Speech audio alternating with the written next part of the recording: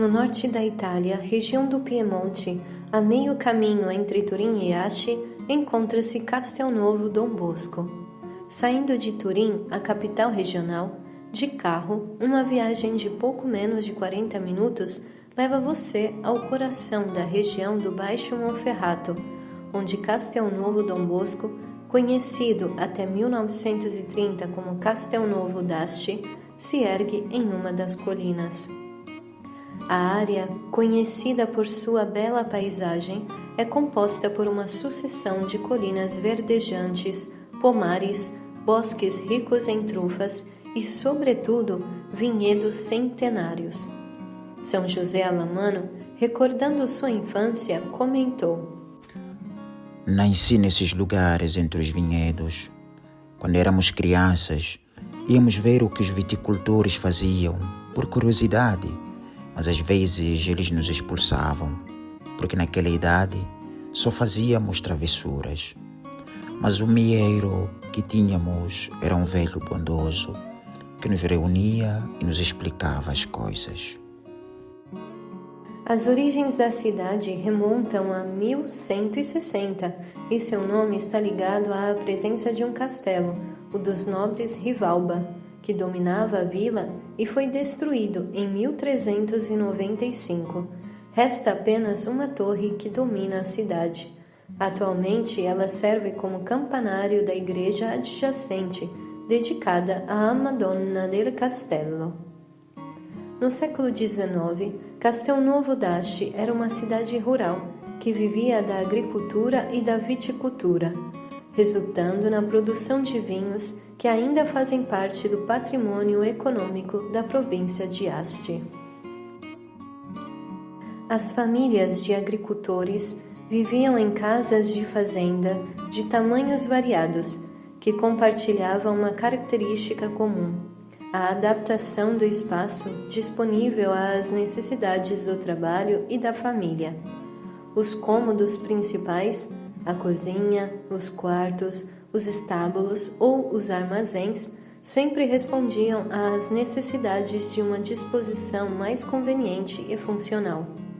Escadas, escadinhas e varandas permitiam a movimentação rápida dentro da casa.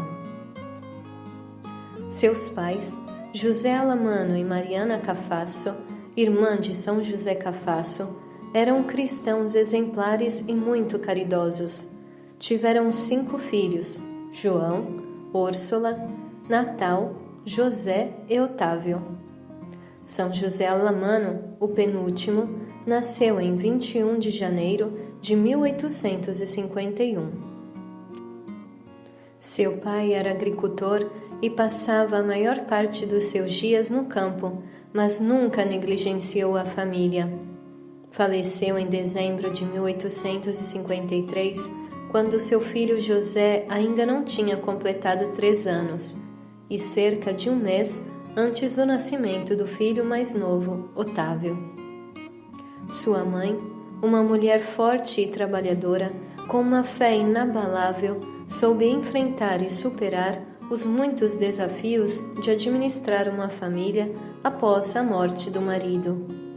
Mariana era muito estimada por sua bondade e hospitalidade para com os pobres e admirada por sua grande caridade.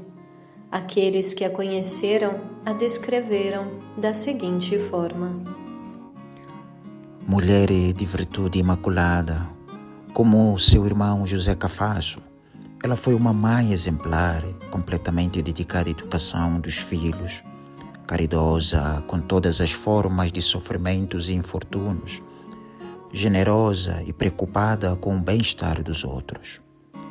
Nunca negou abrigo a um pobre. Quando uma mulher pobre dava à luz, ela se oferecia para preparar grande parte do enxoval. Visitava também os doentes e os ajudava em tudo. Viúva ainda jovem, sofreu a perda do seu fiel companheiro e sentiu a plena responsabilidade de criar os filhos na fé cristã. Nisso, foi guiada e aconselhada por seu cunhado, Padre Giovanni Alamano, então pároco de Passerano, que favorecia os netos e os incentivava e apoiava nos estudos. José Alamano era ligado à mãe por um terno afeto. Após a morte dela, em dezembro de 1869, depois de uma longa doença que a levou à cegueira, disse: Não me cabe elogiar minha mãe. Eu a servi de intérprete nas confissões quando estava em casa. Parece impossível. Ela tinha olhos celestiais, mas não via nem ouvia. E eu me explicava fazendo sinais com a mão e nos entendíamos perfeitamente. O evento mais marcante de sua infância foi o encontro com seu tio, São José Cafasso. Ele próprio recordou em 1925, quando, a caminho de Castel Novo Dom Bosco, para celebrações de beatificação, disse: Vi Padre Cafasso apenas uma vez. Eu tinha pouco mais de 6 anos. E apontando para um lugar em seu quarto em casa, acrescentou: Foi aqui que recebi a sua bênção. A professora Benedetta Sávio guiou e iluminou a infância de São José Alamano. Ela era uma mulher humilde, sábia e inteligente, dotada de profunda espiritualidade e vida interior que Alamano jamais esqueceu. Uma mulher especial, profundamente unida a Deus. Sua vida e seus ensinamentos amorosos influenciaram grandemente a formação humana e espiritual de nosso fundador. De fato, São José Alamano frequentemente falava dela com gratidão aos seus missionários.